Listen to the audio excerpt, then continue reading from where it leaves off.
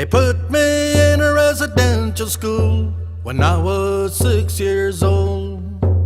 Forced me from my family and all I'd ever known.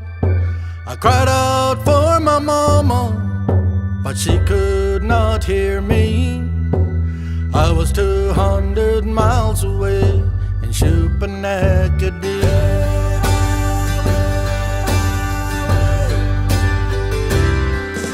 They tried to break my spirit, I wouldn't let them see me cry.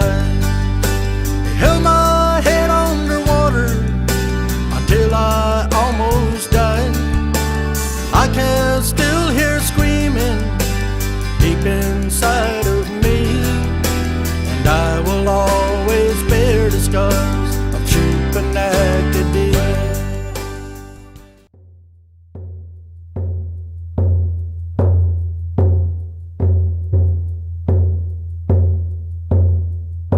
I think I would say like I'm a typical survivor. I received abuse as a child, so like eventually I probably learned that it was a norm.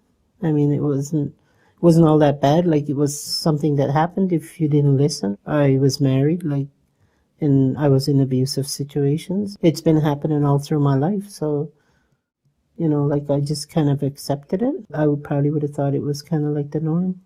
I felt I had to kind of push myself to go and to see and to learn, try to understand what was going on, and that was my way. Other people going through their healing journey, I guess it would have to be like a lot of supports and some people they know, and especially people of their own culture. That's much easier because it's not the same when you do your counseling with non-native. When you have experienced all this stuff from non-natives, so you feel more at ease or better being counseled or talking to your own Mi'kmaq people. There is no support in our First Nation. It's sad to say, but there's no support there. With outside organizations, it's been happening, like with APC putting on their workshops and stuff. Just being a part of it even makes a difference, because I learn as we go along, and I start to understand more. When they start to talk about things or make their presentations, then it starts to click in, like, yeah, that's what's been happening, and now I understand it a little bit more. I know, like with my kids, I never really said anything until like kind of recently, and I only told them like little bits of it, like some of the abuse. I know now that it has had a lot of impacts. It has impacted my children because I stayed in a relationship with my husband that wasn't healthy. The kids seen and heard things that weren't healthy. I think though that they've learned a lot now, that I'm hoping that it doesn't pass on to the next generation. Generations later, we're now dealing with youth, right? And we're saying to ourselves, why such awful problems?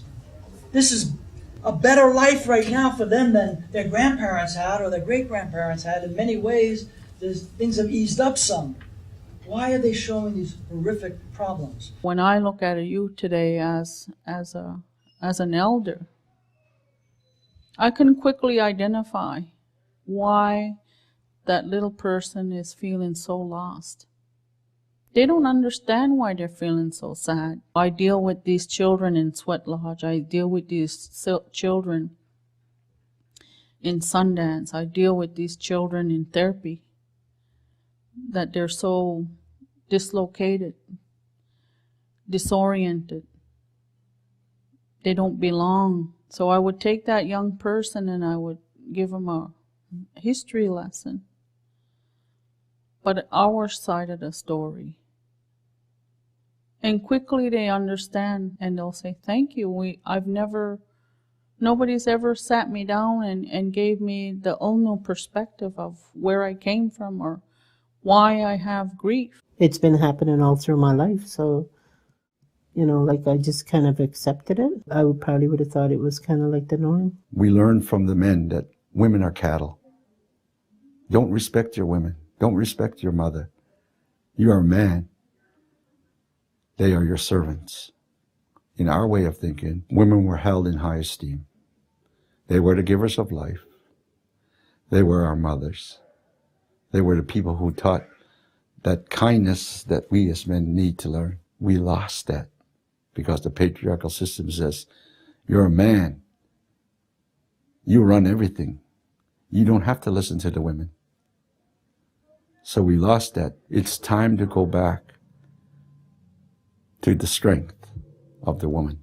It's not the same when you do your counseling with non-native. There's a lot of teachings that the non-natives have that are good. And their psychology, a lot of their psychology is good. But I interpret the way Native people would understand it. I break it down so they can relate to it. Psychologists are good for some people. But Native psychology is more related to who they are as Native people. I remember we went to one meeting and we had one of the, therapists or something. Can you do something for this guy?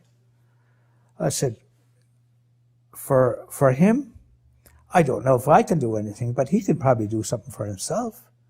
But the best thing for me to do is not to crowd him, have respect for him, give the person their space and the time. When I started to help, like Lauren said, you know, all I had was my ears, and I had patience to listen. That's what I had. And, to me, when someone is there to listen, someone is there to share half of your load. And as long as they're talking, they're bringing it out. And when they finish talking, it's there. It's not inside of them. It's here and what they want to do about it.